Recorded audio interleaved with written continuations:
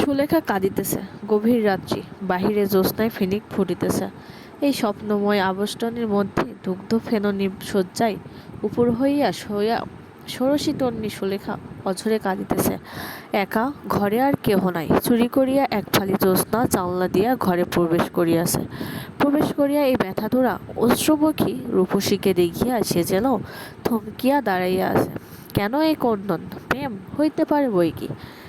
এই জ্যোৎস্না পুলকিত যামিনীতে সুন্দরী ষোড়শী নয়ন পল্লবে অশ্রু সলসারে কারণ প্রেম হইতে পারে। সুলেখার জীবনে প্রেম একবার আসি আসি করিয়াছিল, তো তখনও তাহার বিবাহ হয় নাই। অরুণদা নামক যুবকটিকে সে মনে মনে শ্রদ্ধা করিত, অতীব সঙ্গোপনে এবং মনে মনে। এই শ্রদ্ধায় স্বাভাবিক নিয়মে প্রেমে পরিণত হইতে পারিত, কিন্তু সামাজিক নিয়ম তাহাতে বাধা দিল। সামাজিক নিয়ম অনুসারে অরুণদা নয়, বিপিন নামক জনৈক ব্যক্তির লোমশ গলদেশে সুলেখা বরমাল্য অর্পণ করিল। হয়তো এই গভীর রাত্রিতে জ্যোৎস্নার আবেশে সে অরুণদাকেই তাহার বারবার মনে পড়িতেছে। নির্জন শয্যায় তাহারই স্মরণে হয়তো এই অশ্রুপর্ণ। তবে ইহাও ঠিক যে তাহার গোপন হৃদয়ে ভীরু বার্তাটি সে অরুণদাকে কখনো জানায় নাই। মনে মনে তাহার যে আগ্রহ ও আকাঙ্ক্ষা জাগিয়া উঠিয়াছিল, বিবাহের পর তাহা ধীরে ধীরে কালের আমোদ নিয়ম অনুসারে আপনিই নিভিয়া গিয়াছে। বিপিন যদিও অরুণদা নয়, কিন্তু বিপিন বিপিন, একেবারে খাঁটি বিপিন। এবং আশ্চর্যের বিষয় হলেও ইহা সত্য কথা যে বিপিনের বিপিন তত্ত্বকে সুলেখা ভালোবাসিয়াছিল, ভালোবাসিয়া সুখীও হইয়াছিল। সহসা আজ নিশীথে সেই অরুণদাকে মনে পড়িয়া আখি পল্লব জল হইয়া উঠিবে। সুলেখার মন কি এতটা অতিপ্রবণ হইতে পারে? নারীর মন বিচিত্র, তাহাদের মনস্তত্ত্ব অদ্ভুত। সে সম্বন্ধে চট করিয়া কোনো মন্তব্য করা উচিত মনে করি। সেই অরুণদাতে স্ত্রী জাতি সম্বন্ধে কোনো কিছু মন্তব্য করাই দুঃসাহসের কার্য। যে রমণীকে দেখিয়া মনে হয় বয়স বোধহয় 19-20, অনুসন্ধান করিয়া জানা গিয়াছে তাহার বয়স 35।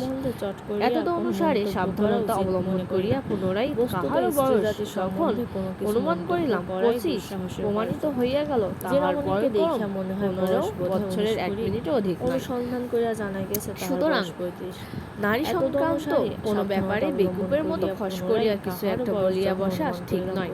সর্বদাই ভদ্রভাবে স্তত করা সঙ্গত, ইহাই সার বুঝিয়াছি, এবং সেজন্যই সুলেখার ক্রন্দন সম্বন্ধে সহসা কিছু বলিব না, কারণ আমি জানি না এই ক্রন্দনের শোভন ও সংগত কারণে যতগুলি হওয়া সম্ভব তাহাই বিবৃত করিয়াছি।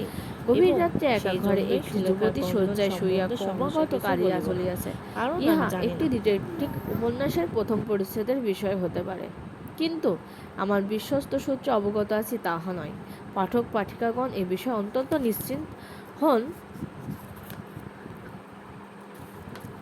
বিপিন এবং সুলেখা যতদূর জানি তাহাতে তাহাদের ডিটেকটিভ উপন্যাসের নায়ক নায়িকা হইবার মতো যোগ্যতা আছে বলিয়া মনে হয় না। অরুণদার কথা ছাড়িয়া দিলে সুলেখার ক্রন্দনের আরেকটি সম্ভাবনার কথা মনে হইতেছে। কিছুদিন পূর্বে সুলেখার একটি সন্তান হইয়াছিল, তাহার প্রথম সন্তান। সেটি হঠাৎ মাস 2 পূর্বে ডিপথেরিয়াতে মারা গিয়েছে। হইতে পারে সে শিশুর মুখখানি সুলেখার জননী হৃদয়কে কাঁদাইতেছে। শিশুটির মৃত্যুর পর সুলেখার 2 দিন ফিট হয়, ইহা তো আমরা বিশ্বসূত্রে জানি। চিরকালের জন্য যাহার হারাইয়া গিয়াছে তাহাকে ক্ষণিকের জন্য ফিরিয়া পাইবার আকুলতা কঠোর পুরুষের মনেও মাঝে মাঝে হয়। কোমল হৃদয়া রমণীর অন্তঃকরণে তাহা কিছুমাত্র বিচিত্র নহে। ক্রন্দনের কারণ পুত্রশোক হইতে পারে, অবশ্যই হইতে পারে, কিন্তু হ্যাঁ, আর একটি কারণ হইতে পারে। পুত্রশোক প্রসঙ্গের পর এই কথাটি বলিতেছি বলিয়া আপনারা আমাকে ক্ষমা করুন, কিন্তু সুলেখার ক্রন্দনের এই তুচ্ছ সম্ভাবনাটি আমি উপেক্ষা করিতে পারিলাম না।